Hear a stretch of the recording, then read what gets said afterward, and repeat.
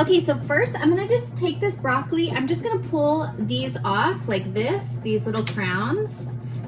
And then I'm gonna put this into a steamer pot and just steam these. Steamed broccoli is just really easy to eat as like a snack, or I like to put olive oil and salt with it, but I know that if I have it already steamed, I'm definitely much more likely to actually eat it. Broccoli is packed with calcium. It's basically also like a leafy green vegetable. It's really cheap.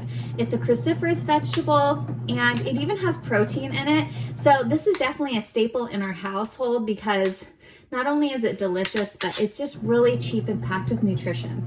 This is a great option, especially if you're on a food budget, but also just for everyday health. Okay, and then I didn't even have to chop this. I'm just basically pulling this apart.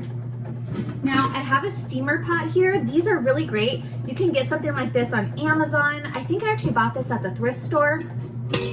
This is a pot. I put about 1 inch of water in here. And then I use this actually as my strainer for pasta and other things. But this is going to sit inside with the broccoli in it with the lid. And then I'm just gonna steam this broccoli for about 8 minutes. And then I'm going to cool it down with some cold water and then store it in the refrigerator for whenever we're ready to eat it. Okay, I'm just gonna start boiling my water. Once it's boiled, then I'll add the broccoli in the strainer into it. But while I'm waiting for that, I'm gonna give this broccoli a quick rinse just to get any bugs off of it or any dirt. Okay, you can actually eat the stems of the broccoli. It's not really our favorite part, so I do discard it, but you can definitely eat that if you need to. You can put it in soups too. Okay, let's check our broccoli. I have a feeling it's probably ready. And it's basically ready whenever it's cooked, the amount of time that you like.